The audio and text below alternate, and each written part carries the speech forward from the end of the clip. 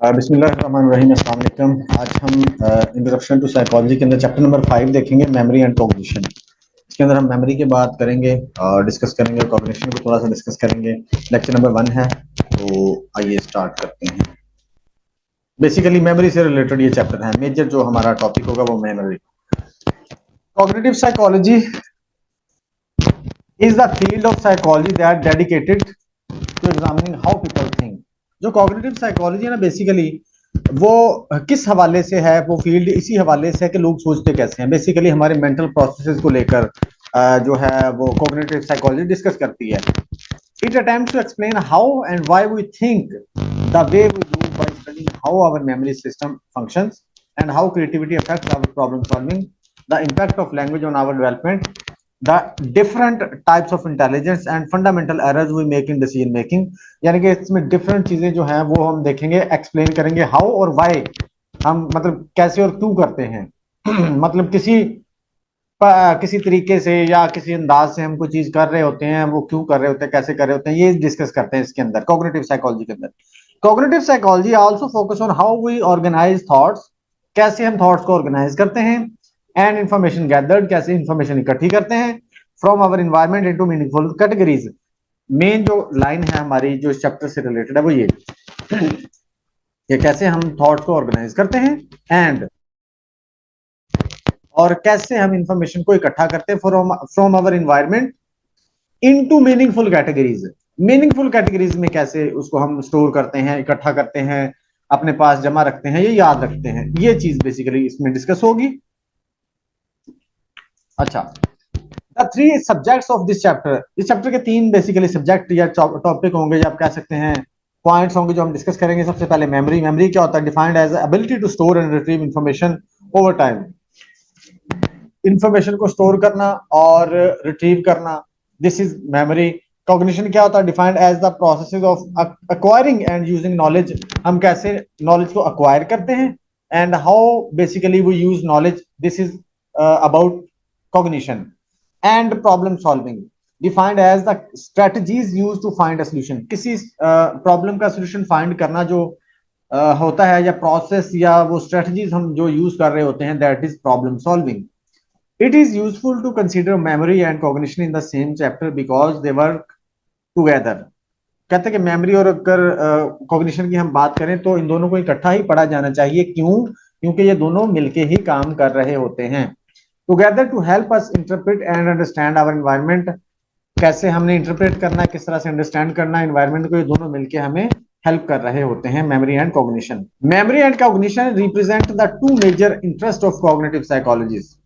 इसमें दो major interest होते हैं जो बेसिकली जिनके बारे में साइकोलॉजिस्ट बात करते हैं। The cognitive approach became the most important perspective of psychology during 1960s and the field of psychology has remained in large part cognitive since that time. Basically उस वक्त 1960s की बात हो रही है कि उस वक्त जो कॉग्निटिव साइकोलॉजी है ना, वो बहुत, आप कह सकते हैं कि उस वक्त उसका मतलब टाइम था, ट्रेंड था उस वक्त, इसको मतलब ज्यादा स्टडी किया जाता था। The cognitive perspective was influenced by the development of computer and although the differences between computers and the human mind are vast, cognitive psychologist have used the computer as a model for.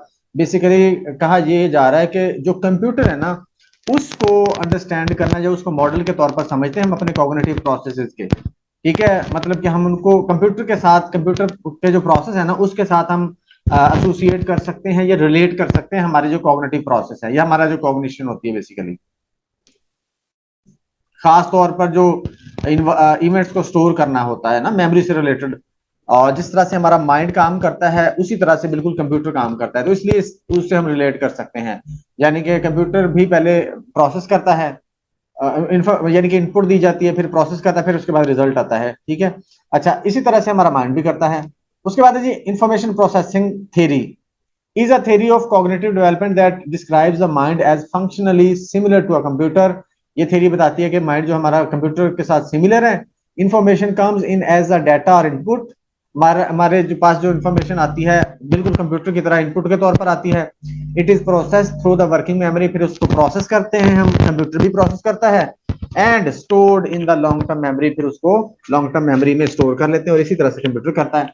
And can be converted to output by using the correct commands, और वो कहते हैं कि हम इसको output में convert कर सकते हैं कंप्यूटर में, या कंप्यूटर करता है प्रॉपर कमांड जो हमने देनी होती हैं वो देने के बाद।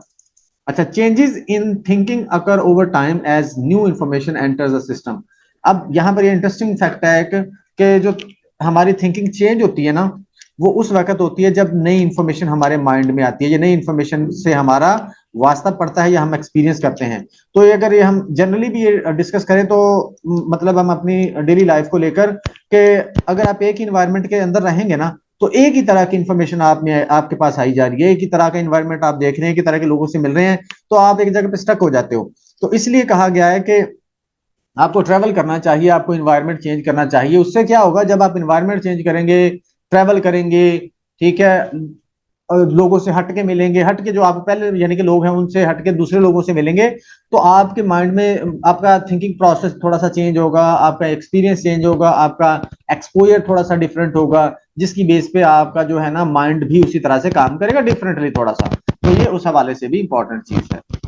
Our memories allow us to do relatively simple things such as remembering where we put our keys, यानी कि छोटी छोटी चीजें हम अपने मतलब डेली लाइफ के अंदर, डेली रूटीन के अंदर हमें हेल्प कर रही होती है मेमोरी, छोटी छोटी चीजों में। जैसे हमने चाबियां कहाँ रखी हैं, हमने रिमोट कहाँ रखा है, हमने कहाँ जाना है, कब जाना है, क्यों जाना है, हमने अपना पर्स कहाँ रखा है, हमने अपनी वॉच कहाँ रखी है, ये छोटी छोटी चीजों को याद रखने में मेमोरी हमारी हेल्प कर रही होती है। Memories also allow us to form complex memories. अब कम्प्लेक्स ये मेमोरी जो होती है ना, बेसिकली हमारे कम्प्लेक्स काम करने में या उनको याद रखने में भी हमें हेल्प कर रही होती है। फॉर एग्जांपल, आपने साइकिल कैसे चलानी है, आपने बाइक कैसे चलानी है, आपने कंप्यूटर कैसे चलाना है, आपने मतलब कोई भी स्किल है, खाना कैसे बनाना है, चाय कैसे बनानी है, ये सारी चीजें जो है ना, ये मेमोरी इसमें हमारी हेल्प कर रही होती है कि हमें वो याद रहे। अगर ये मेमोरी ना हो तो हमें कोई भी चीज याद ना रहे, खाना बनाना हमें याद ना रहे, हमें कपड़े मतलब कि प्रेस करना ना याद रहे, हमें मतलब कोई भी काम आप उठा के देख लें, अगर हमारी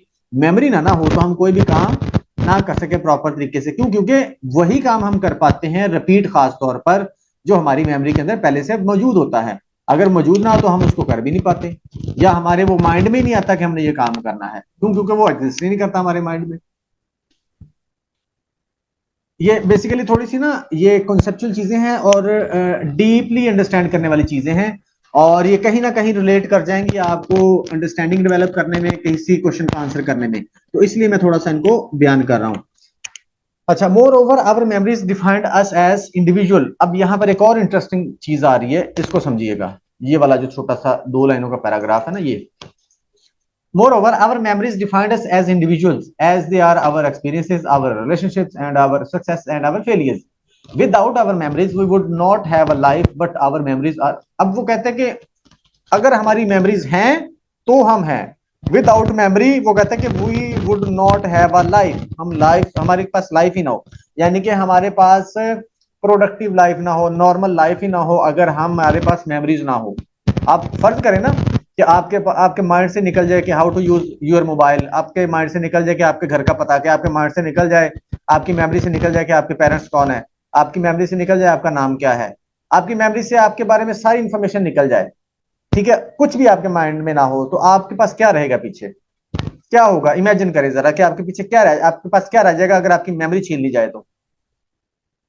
मेमोरी है तो हमें पता है कि हमने कल क्या करना है, हमें अभी क्या करना है, हमने पास में क्या किया, हमारे पेरेंट्स कौन है, हमें खाना क्या है, हमने पहनना क्या, हमने जाना कहाँ है, हमने आना कहाँ है। ये सारी मेमोरी की पे डिपेंड करती है। अगर फर्ज करिए मेमोरी ही आपसे छीन ली जाए तो फिर आप क्या करोगे? इमेजिन करो जरा कि फिर क्या बचेगा हमारे पास। हम एक वो कहते हैं ना रोबोट बन जाएंगे कि कोई जैसे हमने चलाना चाहे हम वैसे चलेंगे। अदरवाइज हमारा अपने पास हमारा कुछ भी नहीं होगा कुछ करना। जरा इसको आप सोचेंगे ना तो आपको पता चलेगा इसकी डेप्थ का। अच्छा, at least for some things our memory is very good. अच्छा, एक और पीछे आधा सेंटेंस था ये वाला, but our memories are far from perfect. वो कहते हैं कि हमारी मेमोरी जो है ना, मेमोरी मतलब हर जगह पे परफेक्ट भी नहीं होती, या आप कह सकते हैं हर चीज में परफेक्ट भी नहीं होगी, हर चीज में अच्छी भी नहीं होगी। At least at least some for some things our memory is very good. कुछ चीजों के लिए हमारी मेमोरी बहुत अच्छी है। Once we learn a face, we can recognise face many years later, यानी कि हम अगर किसी को देख लें तो हम सालों बाद भी उसको पहचान लेते हैं कि यार ये कहीं देखा था इसको। We know the lyrics of many songs by heart, हमने बहुत सारे गानों का भी पता होता है, बहुत सारी वीडियोस को हम पहचान रहे होते हैं।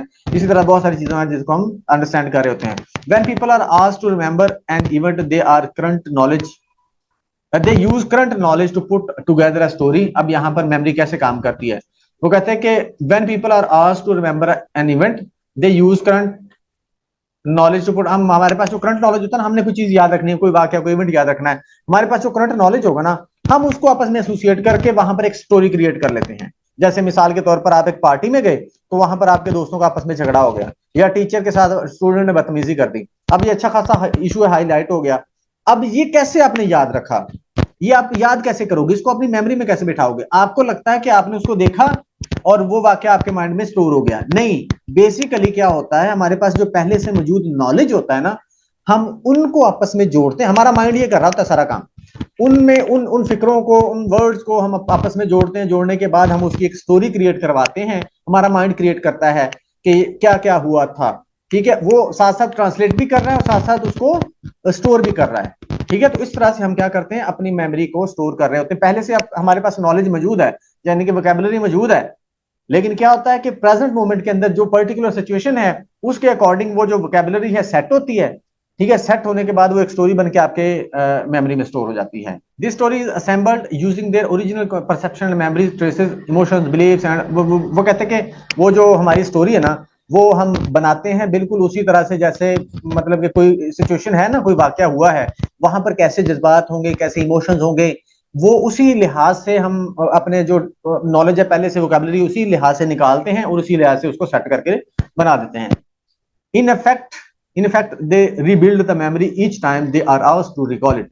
और मतलब कि हर दफा अपनी जो मेमोरी है ना उसको रीबिल्ड करते हैं जब भी हमसे पूछा जाता है रिकॉल करने के लिए, या आप कह सकते हैं जब भी हमें पूछा जाता है कि क्या हुआ था।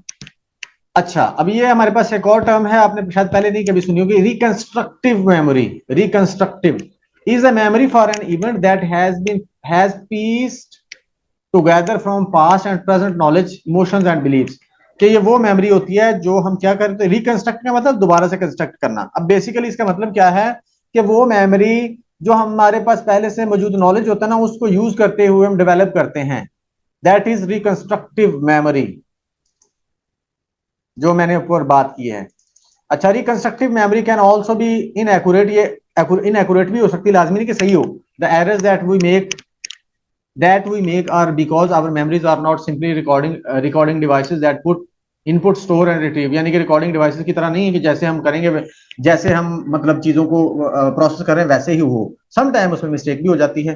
ठीक है, उसमें बहुत सारे आपके जो हैं फैक्टर्स हो सकते हैं जो मेमोरी को मुतासर कर सकते हैं, आपकी अटेंशन है, आपका एनवायरनमेंट है, आपकी हेल्थ है, आपका आपका इसके साथ साथ और भी बहुत सारी चीजें हैं, आपकी एबिलिटी है, आपकी इंटेलिजेंस है, ये सारी चीजें अपना रोल प्ले करेंगी आपको मेमोरी डेवलप करने में। For some people memory is truly amazing, कुछ लोगों के लिए मेमोरी बहुत मतलब के डिफरेंट रोल प्ले करती है। जैसे यहाँ पर किंग पीक एक शख्स है जिसकी मतलब के मेमोरी बहुत शार्प थी, वैसे उसका जो आईक्यू था ना, वो कहते हैं कि 87 था, जो कि significantly below the average of about 100, यानी कि जो एवरेज से भी बिलो था। It is the estimated that he memorised more than 10,000 books in his life time.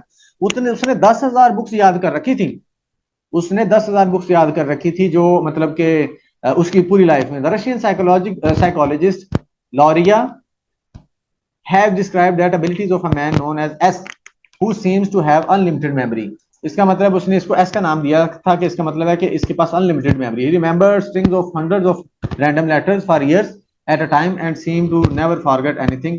अब वो बेसिकली वो कहते हैं उसने याद कर रखे थे strings of hundreds of random letters, random words उसने याद कर रखे थे जिसको वो कभी नहीं भूलता था, जिसकी मदद से वो चीजों को याद रखता था। उसके बाद हमारा प्रोसेस है मेमोरी का, कैसे प्रोसेस होता है बेसिकली मेमोरी का।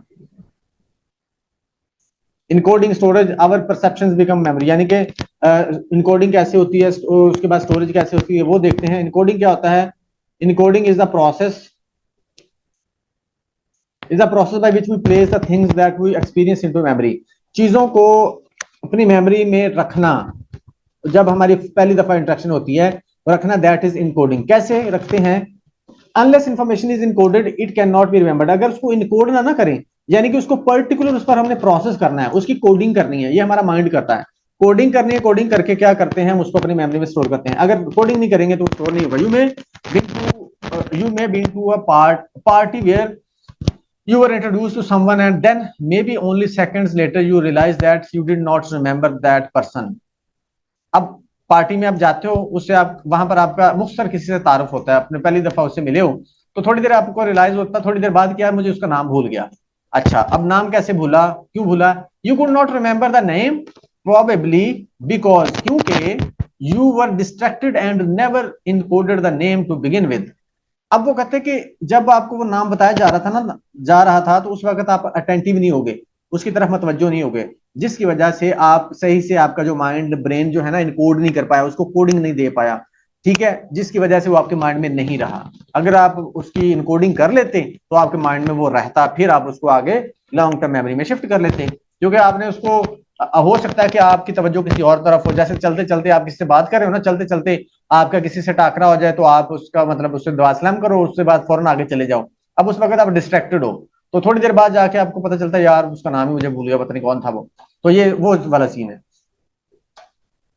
हम कोडिंग नहीं कर पाते, यानी कोडिंग नहीं कर पाते उसकी, हम कहीं और बिजी होते हैं या हम उस पर तवज्जो नहीं देते। उसके बाद है storage. Storage is the process of holding information in memory to be processed और यूज्ड। मेमोरी को प्रोसेस करने के लिए, यूज करने के लिए हम उसको स्टोर के अंदर मतलब अपने मेमोरी के स्टोर के अंदर इंफॉर्मेशन को सेव कर लें, दैट इज स्टोरेज।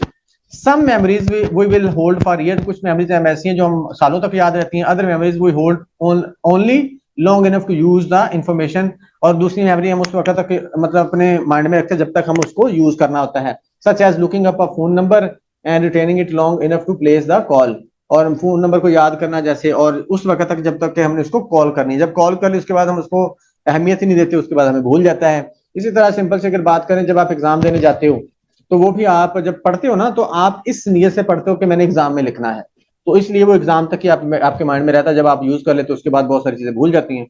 तो ये उस वक्त भी मेमोरी का इशू आ रहा होता है। मेमोरी का इशू मतलब ये कि हमने उसको परमानेंटली याद करने के लिए या मतलब पढ़ा ही नहीं होता। अगर आप उसको परमानेंटली याद करने के लिए पढ़े ना, तो वो फिर कभी भी ना भूले।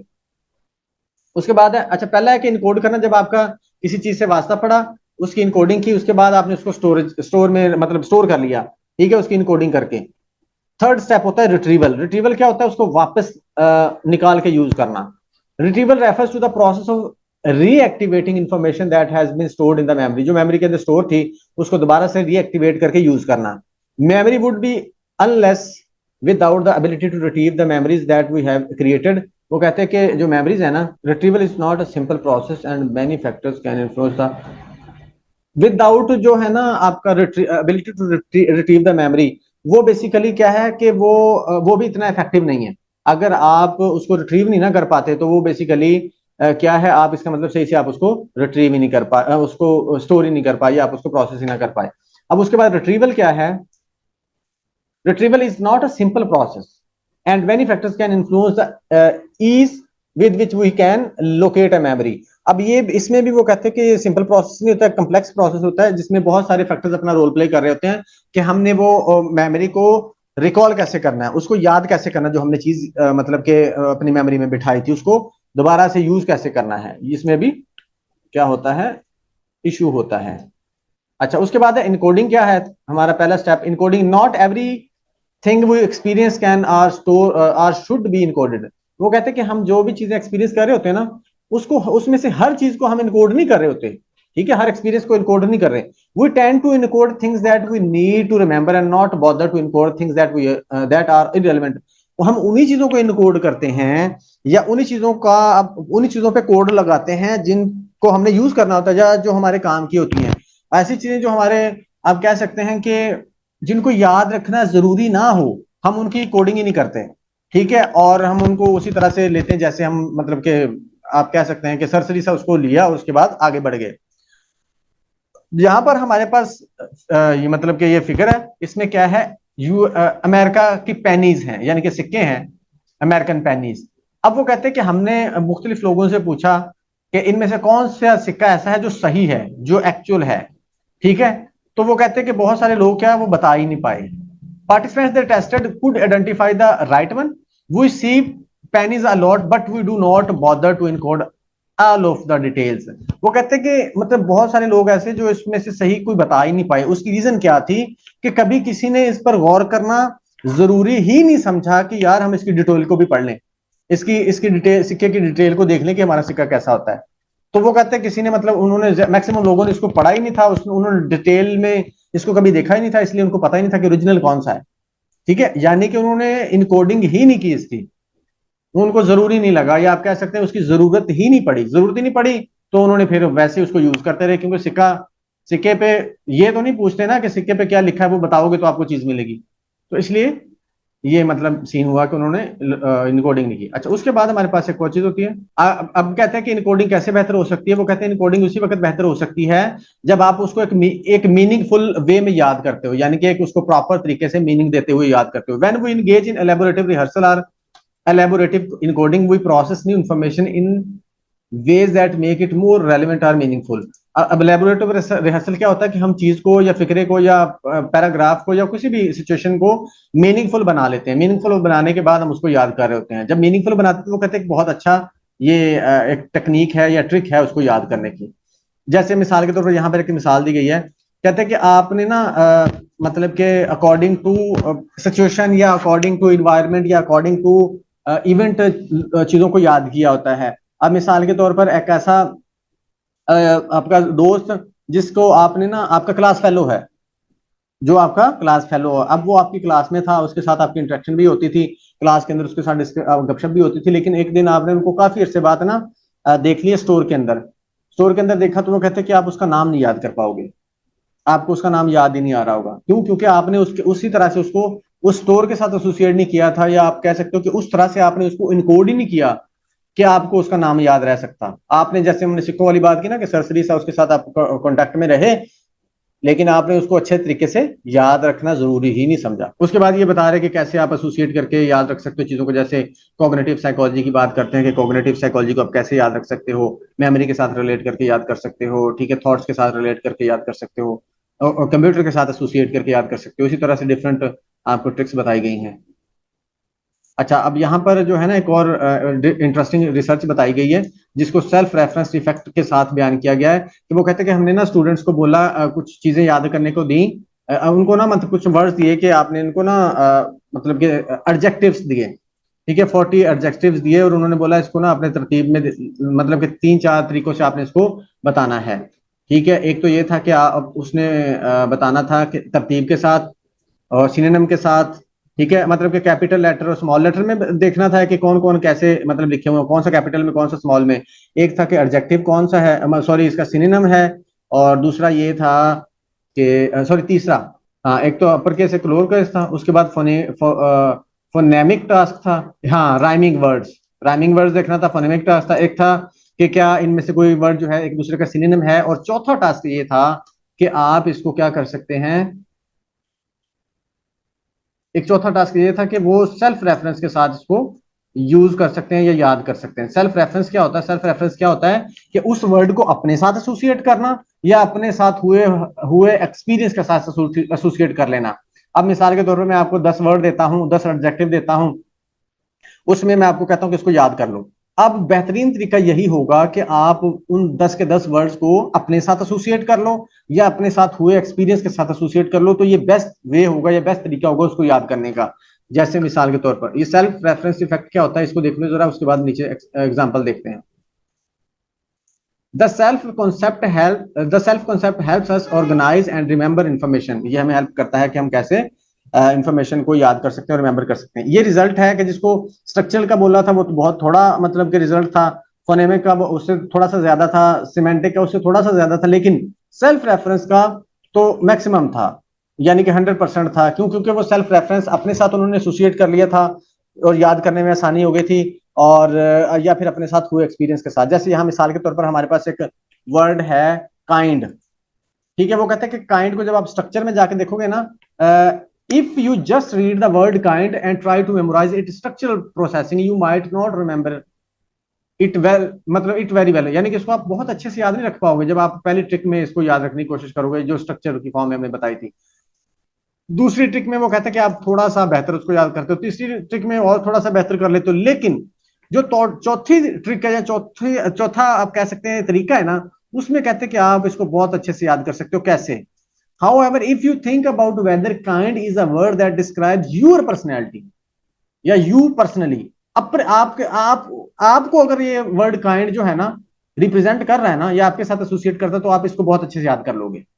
इसको बोलते हैं सेल्फ रेफरेंस प्रोसेसिंग, ये सेल्फ रेफरेंस इफेक्ट, कि आप उसको अपने साथ एसोसिएट कर लो या अपने साथ हुए एक्सपीरियंस के साथ। उसके बाद हमारे पास नेक्स्ट जो स्टेप है वो है storage, how we basically store information. Another way of understanding memory is to think about it in terms of stages that describes the length of time and that information remains available to us. वो कहते हैं कि आप memory को इस तरह से भी समझ सकते हो कि अगर आप उसको अंडरस्टैंड करना चाहो उसके स्टेजेस को, तो आप ये देखो, उनमें से एक स्टेज ये है कि आप ये देखना चाहो या आप ये देखो, अंदाजा लगाओ कि कोई चीज आपके मेमोरी में कितनी देर तक रही है या कितनी देर तक आप उसको याद रख सके हो। According to this approach information begin in sensory memory, यानी कि पहले सेंसरी मेमोरी होती है, फिर शॉर्ट टर्म, फिर उसके बाद लॉन्ग टर्म में जाती है। ये जो यहाँ पर डायग्राम आपको नजर आ रही है ना, सबसे पहले हमें सेंस होती है, यानी कि इंफॉर्मेशन मिलती है हमें इन्वायरमेंट से, जो हमें सेंसेस के थ्रू मिलती है। उसके बाद ये सेंसरी मेमोरी में चेंज होती है, ठीक है। और यहाँ पर जो चीज जिसको हम अटेंशन नहीं देते ना, वो क्या हो जाती है, अनअटेंडेड इंफॉर्मेशन इज लॉस्ट। जैसे मिसाल के तौर पर आप सड़क पर जा रहे हो तो आप कितनी सारी चीजों को देखते हो, लेकिन हर एक को आप याद नहीं रखते। क्यों? क्योंकि आप उस पर अटेंशन नहीं देते। आप गाड़ियां में देखते हो, लोग देखते हो, आसपास कोई दरख्त देखते हो, उसके साथ साथ कोई आप छाबड़ी वाला देखते हो, फेरी वाला देखते हो, कोई सेलमैन देखते हो, तो ये मतलब उनको आप याद नहीं रखते। क्यों? क्योंकि आप अटेंशन नहीं देते। लेकिन उनमें से कोई ऐसी चीज जो आपको लगे कि डिफरेंट है, जैसे मिसाल के तौर पर कोई बूढ़ा शख्स अगर जमीन पे गिरा हुआ है, तो आप फौरन से उसको क्या देते हो, अटेंशन देते हो। अटेंशन दोगे उसको, अटेंशन दोगे तो वो फिर आपकी शॉर्ट टर्म में चली जाएगी, शॉर्ट टर्म मेमोरी में। और शॉर्ट टर्म मेमोरी में जब चली जाएगी तो बार बार आपके माइंड में घूम रहा है कि एक बूढ़ा शख्स गिरा हुआ था, कोई उसकी हेल्प नहीं कर रहा था, बार बार उसी को रिपीट कर रहे हो, यानी कि सारा दिन आपके माइंड में वो चीज घूमती रही है। ये आप कर रहे हो रिहर्सल। जब आप ये रिहर्सल कर लोगे तो फिर इसकी इनकोडिंग हो गई और वो आपकी लॉन्ग टर्म मेमोरी में शिफ्ट हो जाती है। फिर वो चीज हमें आपको हमेशा याद रहती है। फिर जैसे ही आप उस रोड से गुजरते हो या उस जगह से गुजरते हो या उस जगह का आपको मतलब जिक्र होता है, तो आपके माइंड में वो फौरन से चीज आ जाती है मेमोरी में। तो हो सकता है कि वो कुछ अर्से बाद भूल भी जाए, लेकिन हो सकता है कभी ना भूले। और यहाँ पर वो कहते हैं अगर कोई चीज ऐसी जिसको आप रिहर्स नहीं करोगे, जिसकी रिहर्सल नहीं करोगे, तो वो फिर शॉर्ट टर्म में भी आके खत्म हो जाती है। This is storage of our memory. अगर आपने कोई चीज याद भी करनी है ना, तो रिहर्सल बेहतरीन तरीका है। रिहर्सल उसको लॉन्ग टर्म मेमोरी में शिफ्ट करने का और उसको लंबे अरसे के लिए याद करने का। रिहर्सल का मतलब है कि आप उसको बार बार रिपीट करें, बार बार रिपीट करें। अगर आप फर्ज करो टेस्ट की भी तैयारी कर रही हो, अगर आप टेस्ट की भी तैयारी करना चाहते हो, तो भी आपने बार बार चीजों को रिपीट करना है। ये नहीं होगा, मैं आपको ट्रिक बता रहा हूँ, बेसिकली अंडरस्टैंड करने वाली चीज है कि अगर आपने टेस्ट की तैयारी करनी है ना, तो आपने चीजों को बार बार रिपीट करना है। जैसे अभी मेमोरी वाला चैप्टर पढ़ रहे हैं ना, मैंने आपको पढ़ा दिया, कॉन्सेप्ट क्लियर कर दिए, ठीक है। उसके बाद आपने भी इसको बार बार पढ़ना है। ये नहीं कि एक दफा मैंने आपको पढ़ा दिया तो आप कहे जी मेरा फर्ज पूरा हो गया, बस ये अब टेस्ट में ही देखेंगे। नहीं, आपको भी इसको रिपीट करना है, फिर ही कहीं जाके ये बेहतरीन तरीके से तैयार होगा। टाइप्स ऑफ मेमोरी हमारे पास यहाँ पर हमने देखा, sensory memory, short term memory, long term memory, तो उस हिसाब से ये टाइप्स होती हैं। सेंसरी मेमोरी क्या होती है? Sensory memory refers to the brief storage of sensory information. हमें जो सेंस मिल रही होती है ना, यानी सेंसेस के थ्रू, तो उसका एक ब्रीफ टाइम होता है जिसमें हम उसको स्टोर करते हैं या सेव रखते हैं अपने पास। ये ब्रीफ सा हमारे पास टाइम होता है।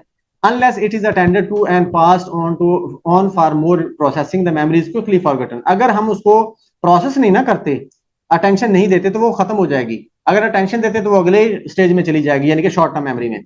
The purpose of sensory memory is to give the brain some time to process the information, incoming sensation, and to allow us to see the world as an unbroken stream of events rather than as an individual piece. वो कहता है कि ये जो इसका मतलब ये होता है कि ब्रेन थोड़ा सा इसको प्रोसेस कर ले, अंडरस्टैंड कर ले, उसके बाद ही फिर आगे बढ़े। अगर हम इसको टेंशन देना चाहते हैं, सेव करना चाहते हैं, तो हम उसको आगे कर लेंगे, अगर अदरवाइज फिर वहीं से निकल जाएगी। सेंसरी मेमोरी दो तरह की होती है, आइकॉनिक मेमोरी और इकोनिक मेमोरी। आइकॉनिक मेमोरी क्या होती है? Memory for visual information. चीजें जो हम देखते हैं ना, वो उससे रिलेटेड जो मेमोरी होगी ना, वो होगी आइकॉनिक मेमोरी, या आप कह सकते हैं आइकन्स के हिसाब से मेमोरी। आइकन क्या होता है? पिक्चर ही होती है बेसिकली। उसकी जो मेमोरी होगी दैट इज आइकॉनिक मेमोरी। और जो इकोनिक मेमोरी है हमारे पास वो क्या होती है, echoic memory, sorry echoic memory, sensory memory for sound, जो सुनने वाली मेमोरी है हमारी, जो सुनने की एबिलिटी या कैपेसिटी है, दैट इज इकोइक मेमोरी।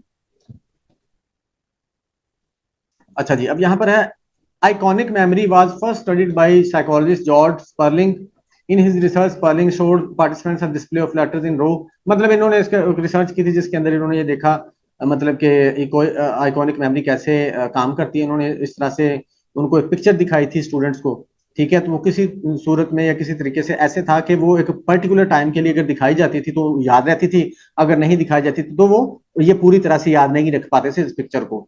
तो ये जो हमारी आइकॉनिक मेमोरी है ना, ये आई thus we say that the duration of iconic sensory memory is about 1/4 second, यानी कि 1 सेकंड से भी कम आप कह सकते हैं कि इसका ड्यूरेशन होता है। अच्छा, उसके बाद इकोइक मेमोरी, इकोइक मेमोरी यानी कि जो साउंड वाली, जो सुनने वाली आपकी एबिलिटी होती है ना, that is echoic memory. In contrast to iconic memory which decays very rapidly, iconic memory होती है ना, वो इकोइक मेमोरी से भी ज्यादा स्पीडली डिके हो जाती है, खत्म हो जाती है। इकोइक मेमोरी आइकॉनिक मेमोरी से थोड़ी सी बेहतर होती है, यानी कि जो सुनने वाली है ना, हम आवाज जो होती है ना, आवाज वाली मेमोरी हमारे पास ज्यादा देर रहती है बजाय देखने वाली के। Echoic memory can last as long as 4 seconds, echoic memory 4 seconds के लिए रह सकती है, जबकि वो दूसरी जो है ना आइकॉनिक मेमोरी, वो 1/4 सेकंड के लिए उन्होंने बताया, हाँ 1/4 second. This is the convenient as if it allows you to remember the words that you said at the beginning, मतलब ये कहते हैं कि ये मेमोरी, इकोइक मेमोरी आपको इस काबिल बनाती है कि आप उस वक्त भी शुरू वाला लफ्ज याद रखें जब के आप एंड पर पहुंच गए हैं। जैसे मिसाल के तौर पर एक प्रोफेसर आपको पढ़ा रहा है, जैसे मैं अभी पढ़ा रहा हूं, मैं आपको ये लाइन पढ़ाता हूं अभी से, ये वाली लाइन, ये in contrast to iconic memory which decays very rapidly. अब वो कहते हैं कि ये जो आवाज का असर है ना, आवाज वाली मेमोरी है, इसमें ये इतनी एबिलिटी है या कैपेसिटी होती है कि ये आपको ना, अगर मैं यहां पर भी हूं ना वेरी रैपिडली पे, मैं वेरी रैपिडली पे पहुंच गया हूं, लेकिन आपको आपके माइंड में ये चीज भी होगी, यानी कि आपके पास पिछला सारा फिक्रा आपके जहन में होगा अगर से मैं लास्ट पे पहुंच चुका हूं। यानी कि ये सुनने की अब जो मेमोरी है, ये इतनी एबिलिटी होती है इसमें कि ये ज्यादा देर याद रहती है, कि अगर मैं लास्ट में भी पहुंच गया हूं ना, लेकिन आपके माइंड में ये भी रहेगा। ये नहीं होगा कि मैं लास्ट में पहुंचा तो आप भी लास्ट पे आ चुके होंगे और आप में आपके माइंड में सिर्फ यही चीज होगी, नहीं। ये मतलब इसमें ये एबिलिटी होती है इस मेमोरी में कि आप स्टार्ट वाली चीज को भी याद रख सकते हो जबकि फिक्रा भी खत्म हो चुका है। बेसिकली ये है। अच्छा, इन सम पीपल आइकॉनिक और echoic memory seems to last longer than usual, मतलब कि कुछ लोगों में ज्यादा डिले मतलब कि स्टे कर जाती है ये वाली memory. For visual images this phenomena is known as eidetic memory, sorry eidetic imagery. इसका क्या मतलब हुआ, having a photographic memory. Eidetic memory का मतलब होता है फोटोग्राफिक मेमोरी, फोटोज की फॉर्म में जो आपके पास मेमोरी होती है। अब वो कहते हैं people with the photographic memory can report details of an image over long period of time. Thus, people state that they can see an image long after it has been presented and can often report accurately on the that image.